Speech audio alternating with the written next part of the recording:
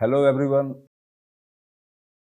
Today we are going to talk about palliative care in different diseases. As you know that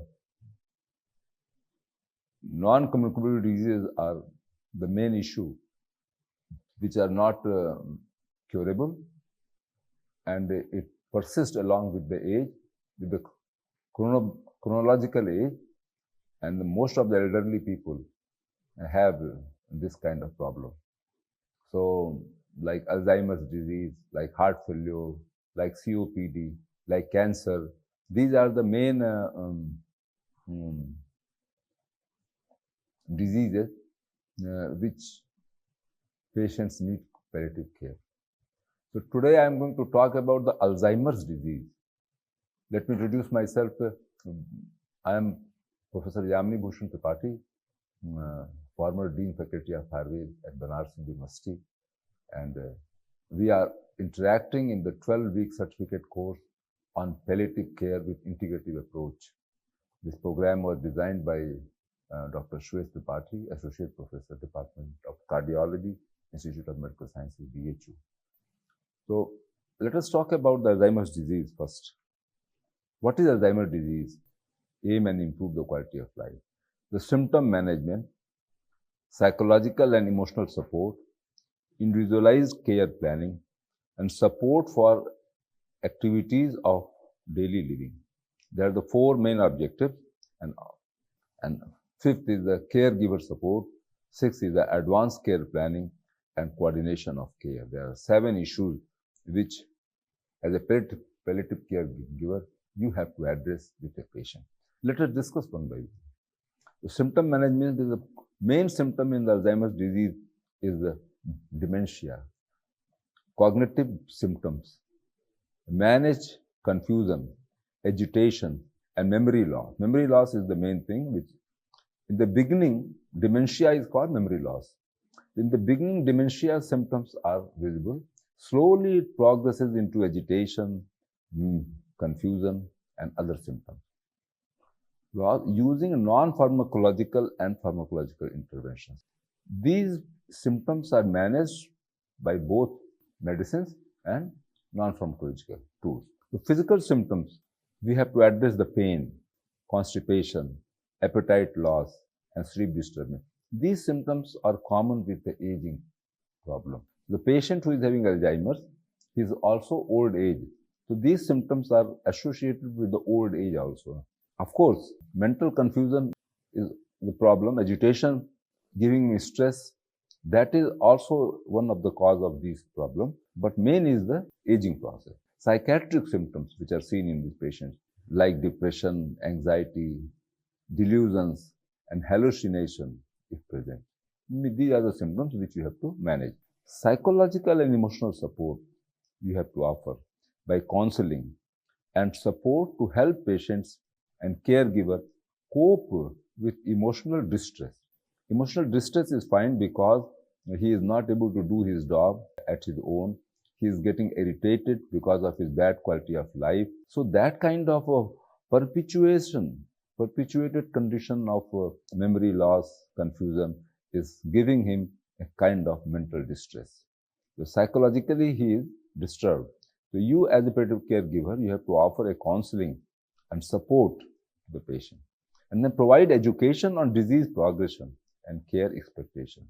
You have to educate him that, look, your disease is progressive, it will keep on increasing, but progress of disease can be prevented by our pharmacological and non-pharmacological methods.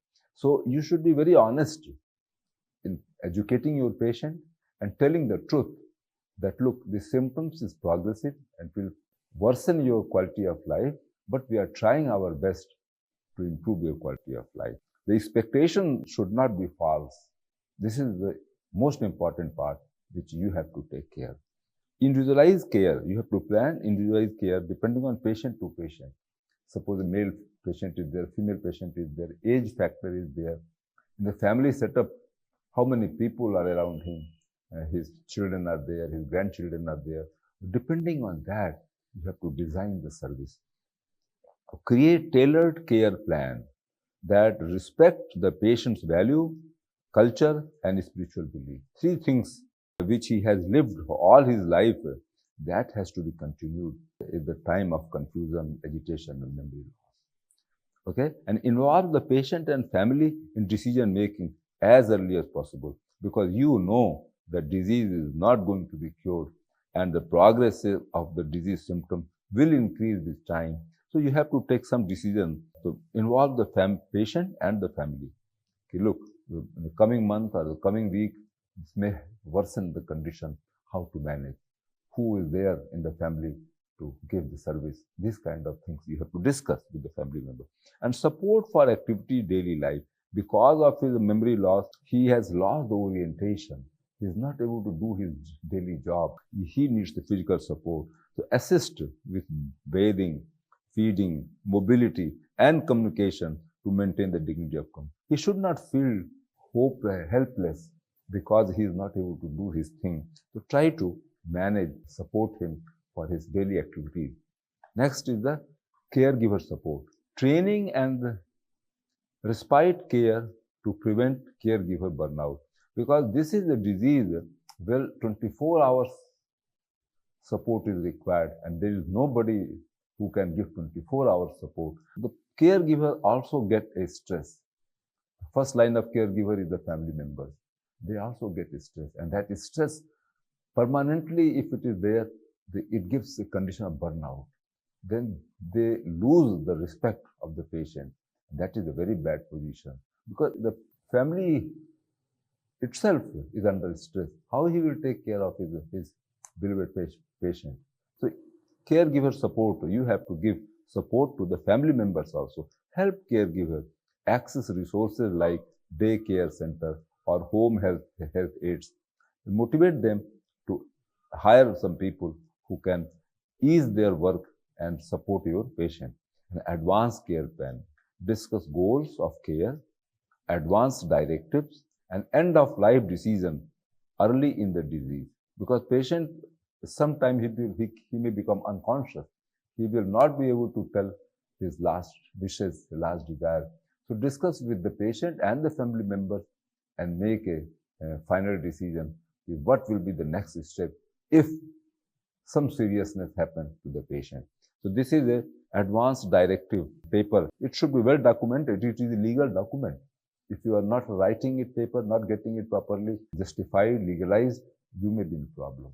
So don't take any decision unless and until a collective decision, as long as the patient is conscious, you take the decision, get it legalized. Otherwise, if he is unconscious, what you will do? You cannot take any decision. Very difficult, very problematic. Coordination of care.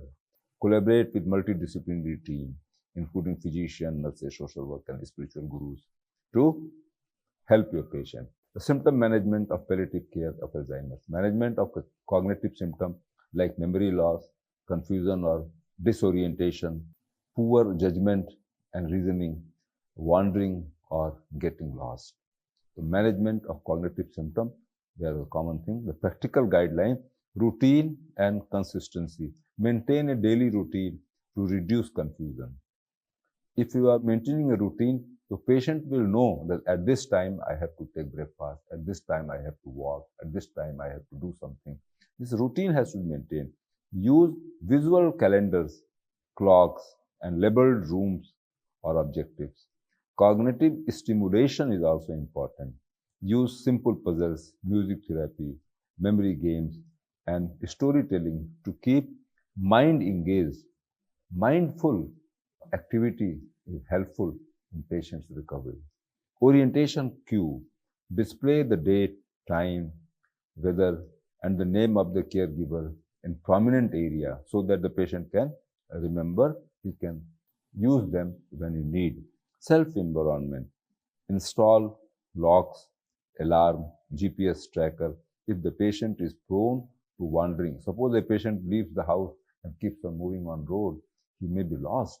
So all these gadgets will help a patient to be located and to be brought back to the home. Clear communication. Speak slowly. Use simple sentences and maintain the eye contact. These are some tips. Management of physical symptoms like pain is number one, poor appetite, loss of appetite, anorexia, constipation, feeling of fatigue, laziness, loss of stamina, and sleep disturbance. These are the physical symptoms which you have to manage. How you will do? Use non-verbal cues like grimacing, moaning, and withdrawal of to assess pain. Tools like pain aid scale can also help. Pain assessment is important. How much pain patient is feeling. These are the cues. You can do it. Nutrition. Offer small, frequent meals. Use finger foods if coordination is poor. Monitor for swallowing difficulty. Dysphagia, if it is there, you have to give liquid food to your patient, but nutritious and liquid. Hydration. Encourage regular fluid intake. Monitor for signs of dehydration. You can see the skin is the best thing to see whether the patient is getting dehydrated or not. You take care of it, you learn how to do it and maintain the hydration, water intake. Constipation management, provide fiber-rich food, adequate fluids and physical activity if possible. Use stool softener when needed. This should not be used regularly, but if it is essential, then use the softener. Otherwise, in Ayurveda, there are some medicines like Trifla, Haritki, that powder can be used at the night time. It will help to release the constipation symptoms. And sleep hygiene. Establish a bedtime routine. Avoid caffeine in evening and reduce daytime nap. These are the tips. Now manage the psychiatric symptoms. Common issues are the depression, anxiety, hallucination, dissolution, and aggression. These are the 5 symptoms you find in patients of Alzheimer's disease. How to manage? Early detection. Look for signs like withdrawal, tearfulness, change in appetite, or sleep issues. So this is related to depression. Non-pharmacological interventions offer reassurance, distraction, validation therapy, and engaging activity. Engage a patient in some activity so that his depression may go away. Environmental modification. Reduce loud noise, clutter, and confusing stimuli. Use the medications. If it is not controlled by non-pharmacological tool, use the antidepressant drug, antipsychotic drug, under the supervision of a qualified medical doctor. And avoid triggers. Identify, minimize triggers for agitation or aggression, such as unmet need, pain, hunger, fear. These things you can manage. And now the medical definition of common issues in Alzheimer's disease. So what are the medical terms which are very commonly used? As a palliative caregiver, you should know. Then only you can communicate with your team. Physicians are there, nurses are there. So memory loss, number one. Confusion, disorientation, poor judgment, wandering, pain, poor appetite, and constipation. These are common things. The inability to recall information, the medical definition, events and experience that were previously stored in brain. Memory loss means. Confusion means a state in which the person is unable to think clearly, recognize people, place, or time, often leading to disorganized behavior and communication. We call dhi, dhiti, and smriti. Loss of dhi, dhiti, and smriti is called confusion. Poor judgment, impaired ability to make decisions or evaluate situations appropriately, often resulting in unsafe and socially inappropriate actions. इसको हम लोग पागलपन भी कह देते हैं common भाषा में. So these are the 2 things which are, if you monitor, if you observe in your patient, you inform the doctor. Wandering, a behavioral symptom where a person moves around aimlessly or with apparent purpose, often without awareness of safety and distance. Mainly crossing the road, if a patient is traveling outside, there is always chance of falling down or chance of accident. You have to be very careful. Pain, an unpleasant sensory and emotional experience associated with actual or potential tissue damage. It can be acute or chronic. Both can be defined by you. poor appetite, reduced desire to eat, anorexia, loss of appetite, which may be due to change in metabolism, may be due to because of medication side effect, because of the mood, because of the cognitive decline. Anything may be the cause, but net result is loss of appetite. And constipation, a condition characterized by infrequent bowel movement, less than 3 per week, then it is constipation.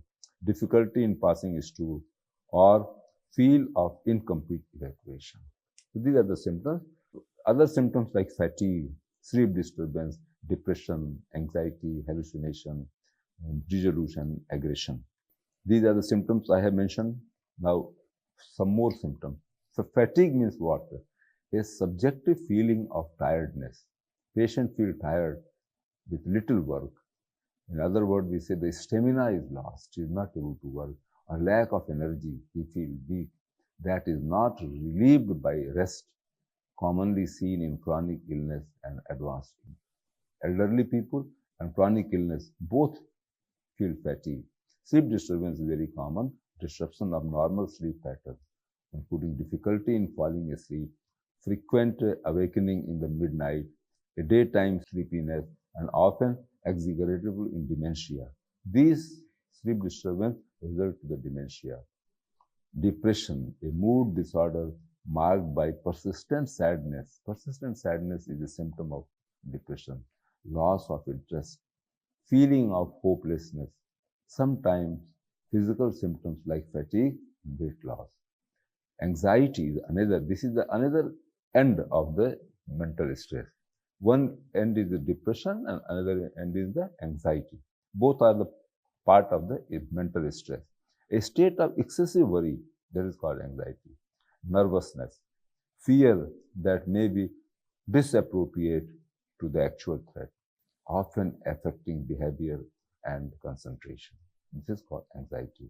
Hallucination, a sensory perception, seeing, hearing, feeling that appears real but are created by the mind, which is not actually, but you perceive, your mind perceives false hearing, false observing, false feeling, mind, and are not based on the actual experience. Dissolution, a strongly held false belief that are not based on reality, such as believing someone is stealing or being harmed despite evidence to the contrary. This has dissolution. And aggression is very important. Hostile or violent behavior by the patient, that is called the aggression. Memory loss, I told you, mild short-term forgetfulness, that is the normal aging. Light sleep, early waking.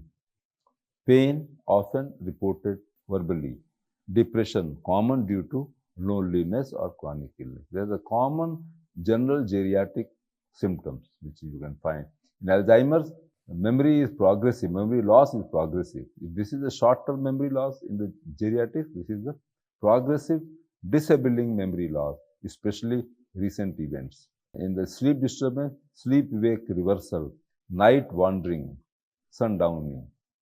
Pain, often reported verbally, often underreported. Patient is not able to report because he is under Alzheimer's disease, manifests as agitation or moaning. He is not reporting that I am feeling pain, but his behavior is agitating. So this agitation may be linked to the pain. And depression, common due to loneliness, may overlap with apathy and confusion. Guideline for palliative caregiver, as a palliative caregiver, what you should do, use memory aids, reassure without correcting harshly, repeat calmly, establish bedtime routine, use non-verbal pain assessment tools, and differentiate from apathy, offer structured daytime activities, and consider SSRI medicines if necessary. These are the things you can do. Constipation, appetite loss, and confusion. In common geriatric people, it is due to immobility, medication, poor diet, immobility, and high medication. That may be the reason. Appetite loss due to the denial issue, medication. Confusion may occur during infection, hospitalization, delirium. This is short term.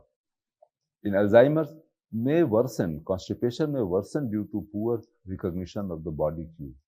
Appetite loss can relate to the cognitive loss or forgetfulness to eat, and confusion, persistent, progressive disorientation. What you should do as a palliative caregiver: educate caregivers and the family members, ensure hydration of the patient, fiber intake in the food may be increased, monitor bowel habits to control constipation. For appetite loss, offer frequent small meals of his taste. Patient has a taste for the whole life. Suppose he is lying, he wants the spicy food, give this spicy food but in small quantity. Avoid distraction during meals. Observe for swallowing difficulty. If he is having difficulty, then change the type of food which you want to give to the patient. Suppose he is having problem, then give the liquid food. Rule out acute causes.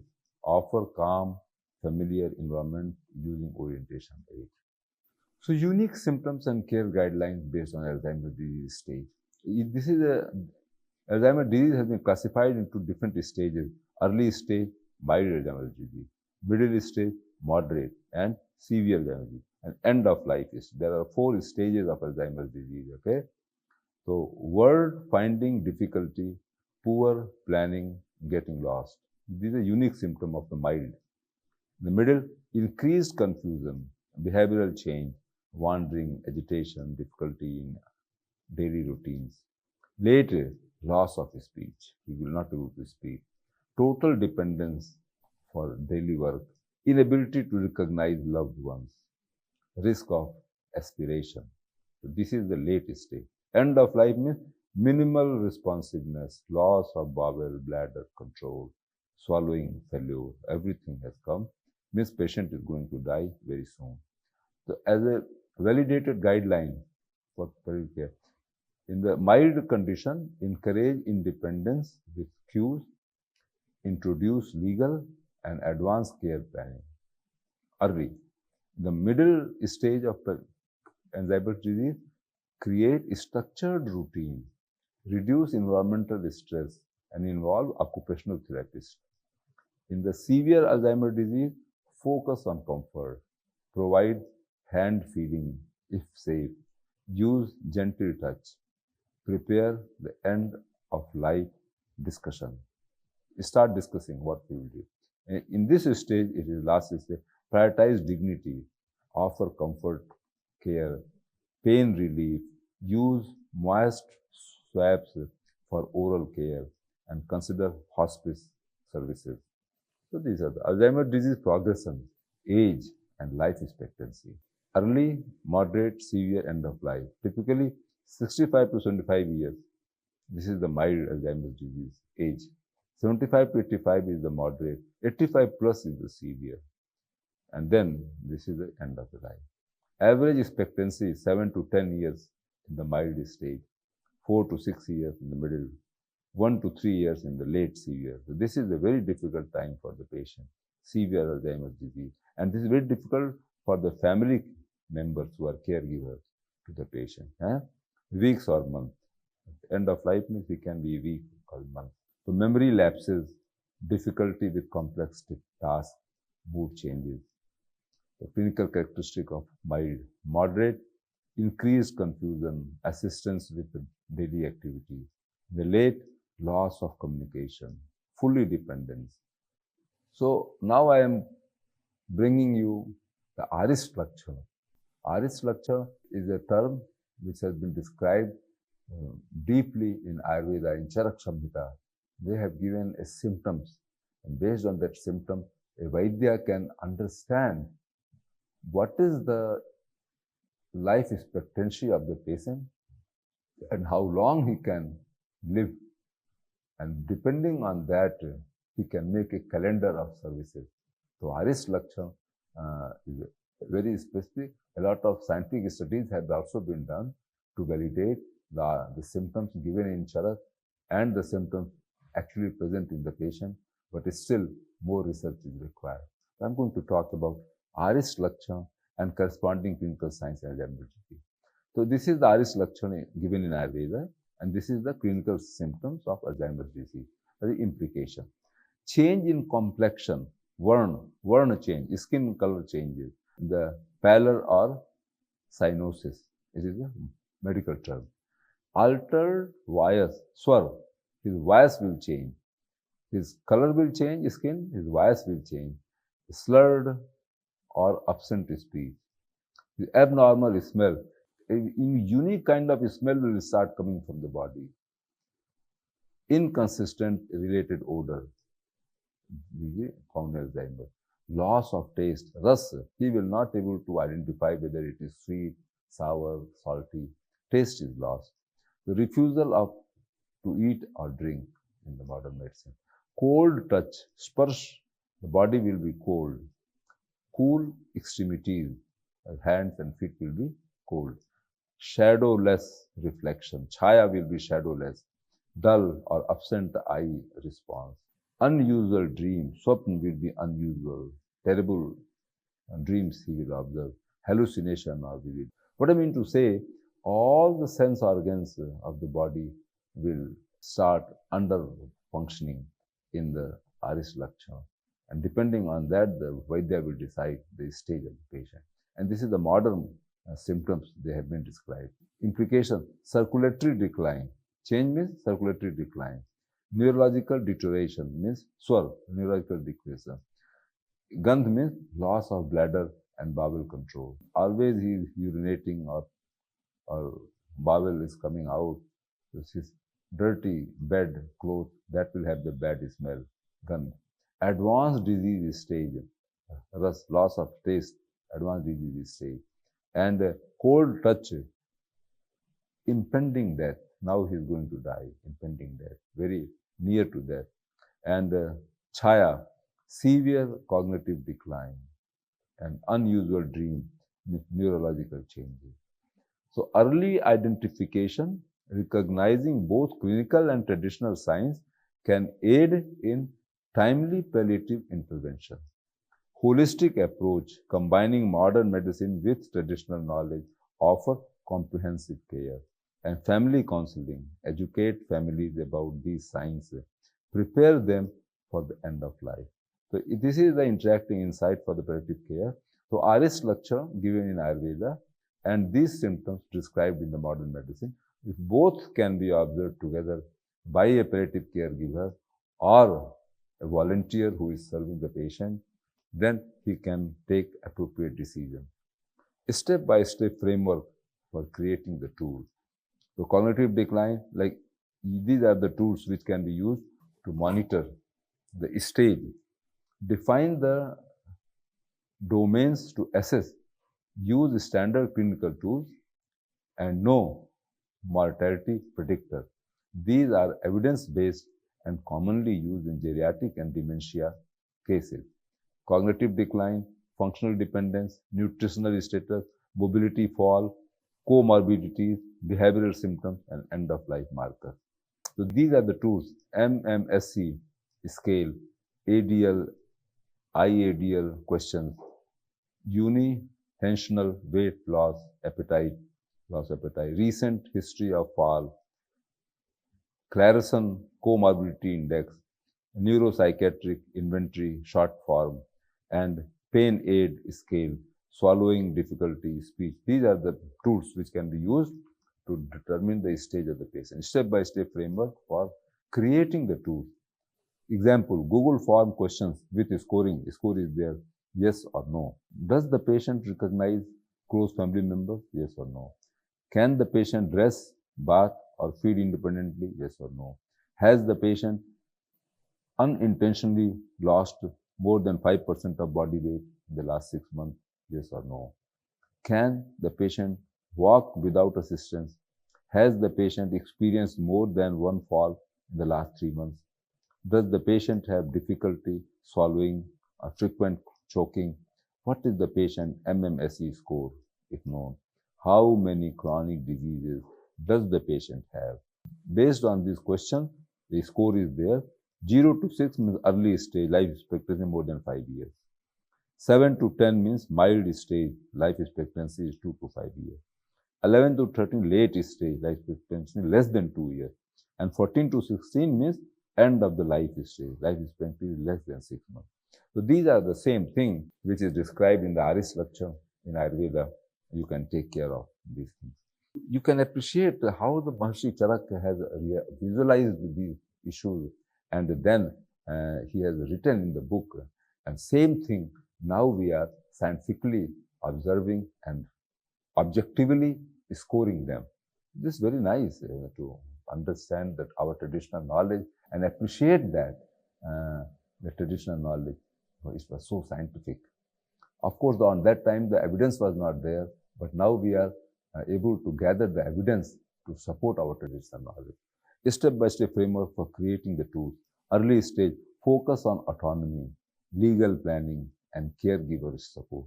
Middle stage, begin structured routine, safety planning, and caregiver training.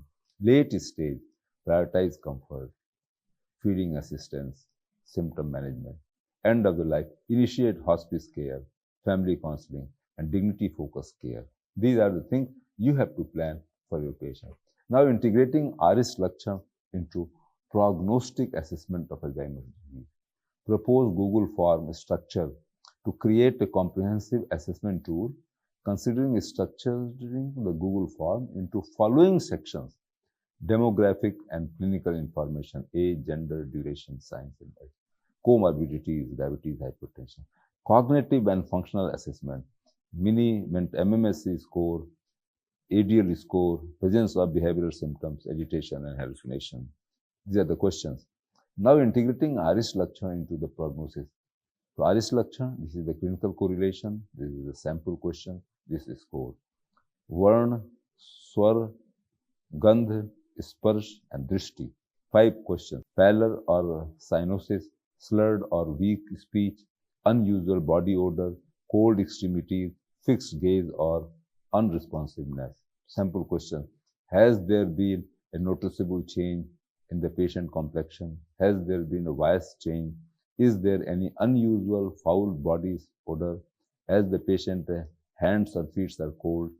Does the patient have fixed gaze or appear unresponsive? These are the questions and these are the answers. You make the score and you find it. Indriya sense, integrating Aris Lakshana with the prognosis. Aris Lakshana evaluation.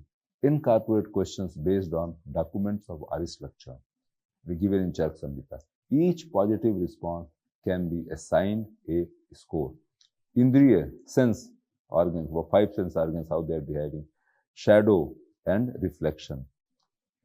3 things: loss of sensory perception, absence of shadow, and absence of reflection. Has the patient lost the ability to perceive sensory stimuli like touch and sound?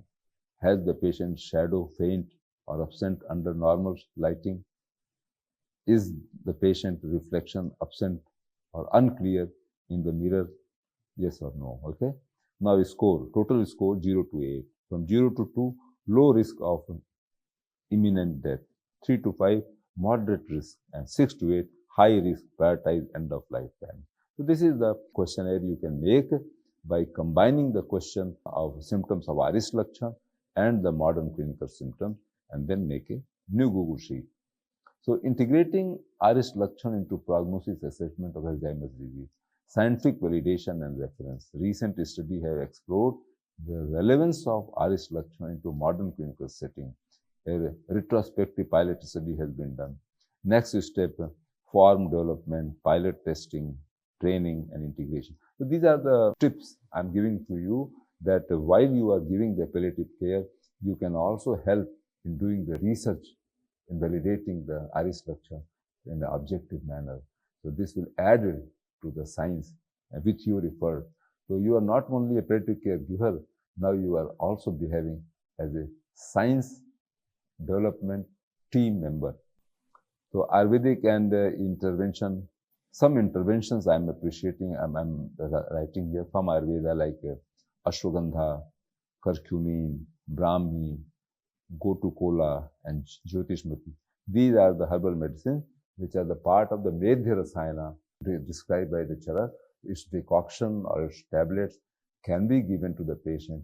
This may be helpful in reducing the progress of the disease, number one, and reducing the symptoms which are found in elderly and in Alzheimer's. And third, it can act as a rasayan. Rasayan means it can boost the anabolic process.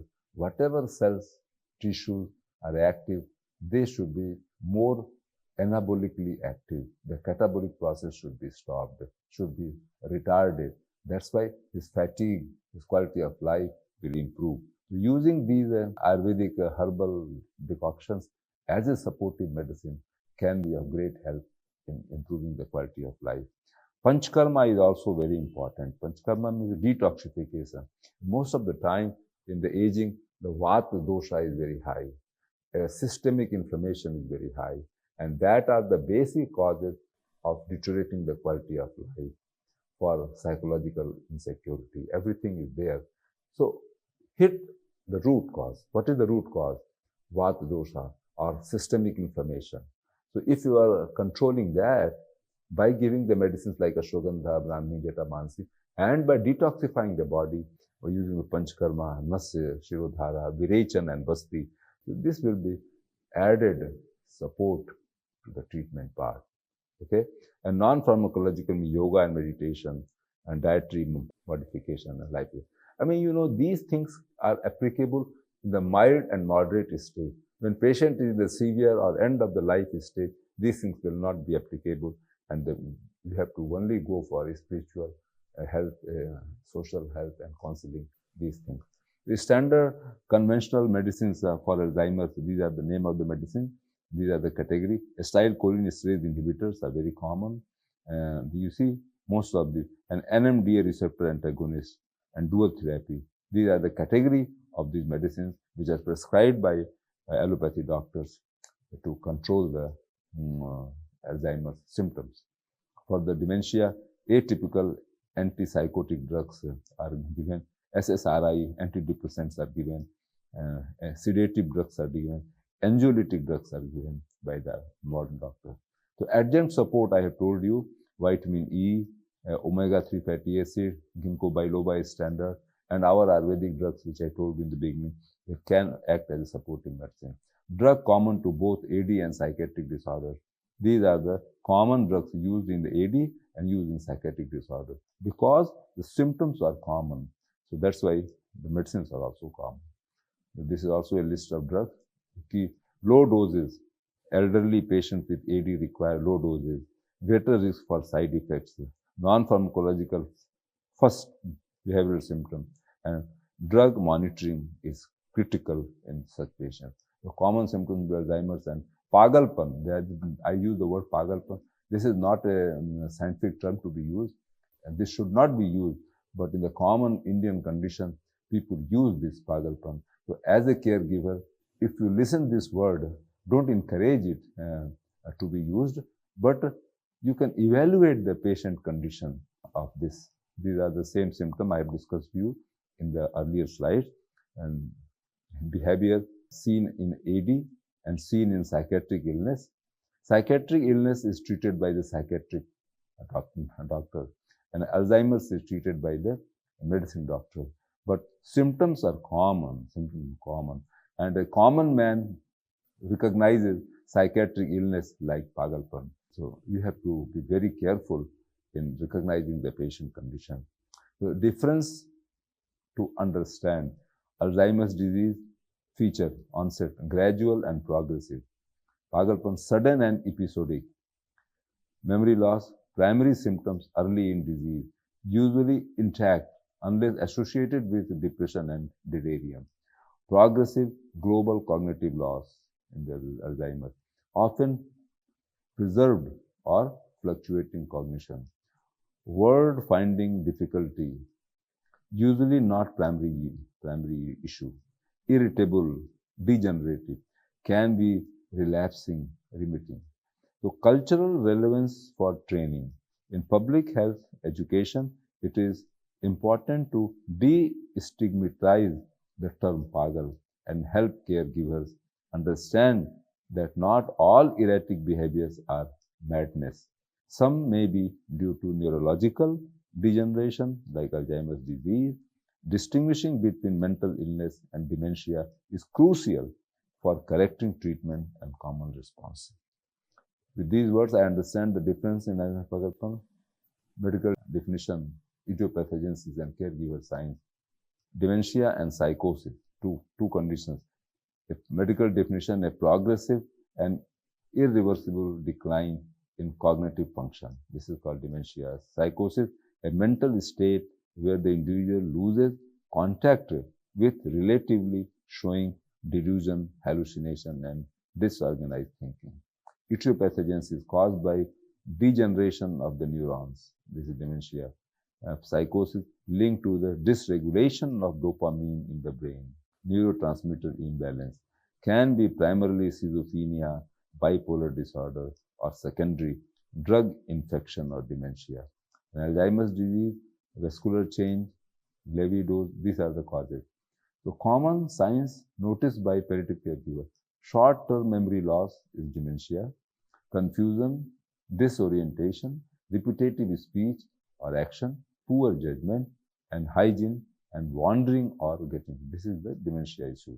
Psychosis, hallucination, seeing, hearing things which is not true. Paranoia or strange belief, sudden aggression or fear, talking to unseen people, poor self-care and restlessness.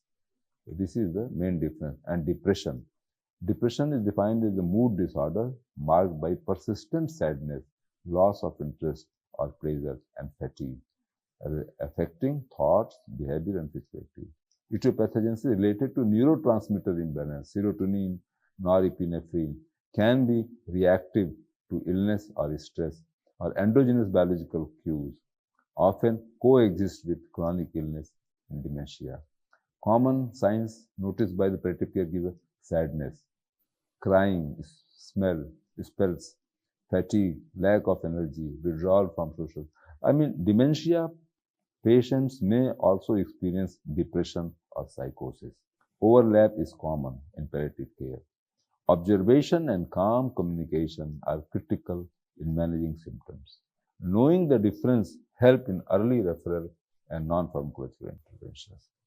With these words, I conclude my talk with the saying that as a palliative care giver, you should be very carefully observe the symptoms.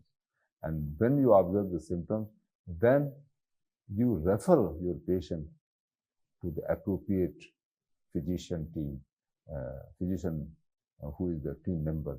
He may be a psychiatrist, he may be a medicine doctor, he may be a psychological counselor, he may be an occupational therapist. So what kind of symptom you are observing, very closely observe the symptom and accordingly take action. And as a caregiver, you can start Ayurvedic medicines as a supportive medicine. I will not say the medicine, I will say the food supplement, neurotonics as you are using in the modern term. We are using Medhyarasayana and fibrous food. So these things, if you apply, the physiological change in the patient will take place. And if physiology is normalized, many symptoms will be automatically reduced. You need not to go for specific psychiatric drugs or other problems.